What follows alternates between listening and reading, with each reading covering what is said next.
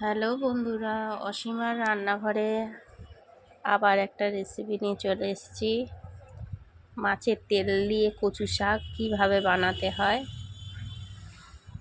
সেটা নিয়ে চলে এসেছি। কচু শাকটা আমি কেটে নিয়েছি ভালো করে, দেখুন ছোট ছোট করে টুকরো করে কেটে নিয়ে ধুয়ে নিয়েছি। আমি এটা এবারে সেদ্ধ করে নেব, ভাপিয়ে নেব।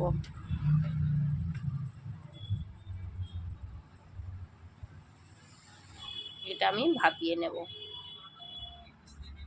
দেখুন পুরো জল ছেড়ে দিয়েছে, প্রচুর পরিমাণে কচু শাকে জল বেরোয়। অনেকটা দিয়েছিলাম, ওটা পুরো কমে একটুখানি হয়ে গেছে, আর সেদ্ধটাও হয়ে গেছে, একদম ভালোভাবে সেদ্ধটা হয়ে গেছে। এবারে আমি জল ছেঁকে নিয়েছি, কড়া বসিয়ে দিয়েছি।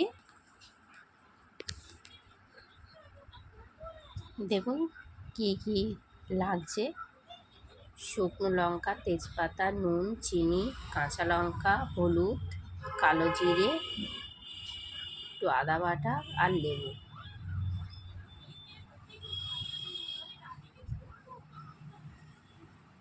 সাদা তেল নিয়ে নিয়েছি, মাছের একদম সাদা পরিষ্কার ফ্রেশ তেল।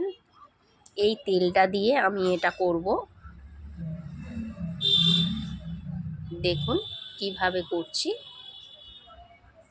খুব সহজ। এইভাবে করে একবার বাড়িতে ট্রাই করে দেখবেন, ভীষণ ভালো লাগে খেতে। কড়াই এবারে আমি তেল দিয়ে দেব।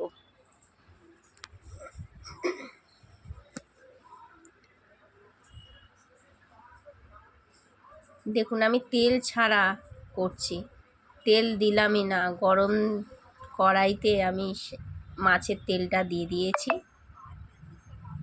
দেখুন ওতে কতটাই যে তেল বেরোবে, প্রচুর পরিমাণে তেল বেরোবে। আমি একটু নুন দিয়ে দিলাম,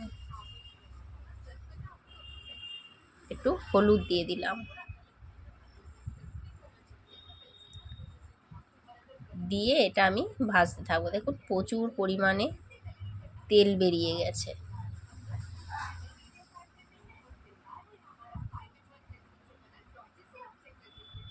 এতটাই তেল বেরিয়ে গেছে যে এত তেল কচু শাকে লাগবেই না। দেখুন কত তেল বেরিয়েছে। এইভাবে করে আপনারা বাড়িতে ট্রাই করে দেখবেন। দেখুন আমি তুলে নিচ্ছি, এবারে হয়ে গেছে। সব তেল থেকে তুলে নেব।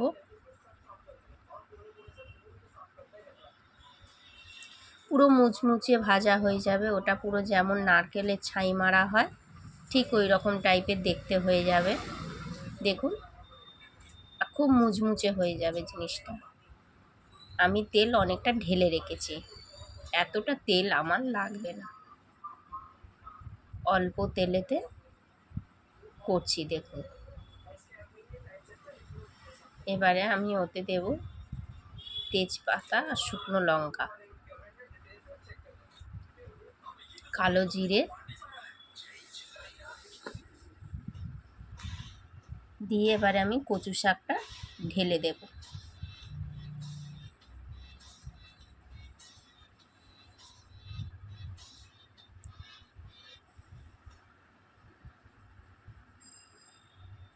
কচু শাকটা দিয়ে দিয়েছি। এবারে এটা একটু নেড়ে নেড়ে, জল বেরোবে, ওটা শুকনো করতে হবে। আমি কিছু জিনিস দিয়ে দেবো এতে, মশলা কিছু দিয়ে দেব।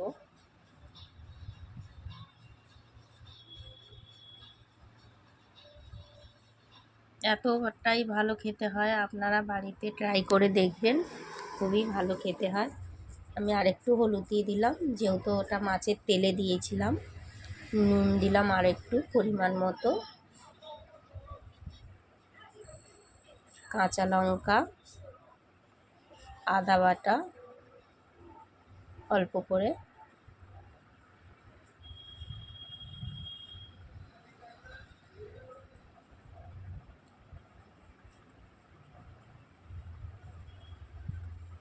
দিয়ে দিয়েছি।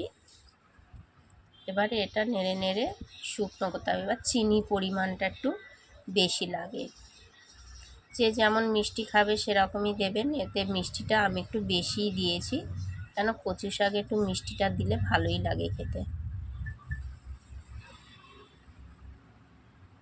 দেখুন জল ছেড়ে গেছে।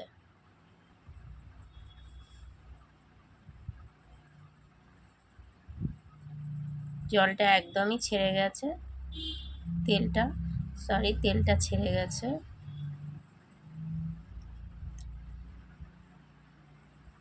দেখুন অনেকটা শুকনো শুকনো হয়ে গেছে।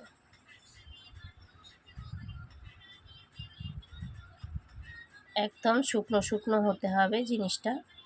আমি নামানোর আগে একটু পাতিলেবুর রস দিয়ে দিচ্ছি।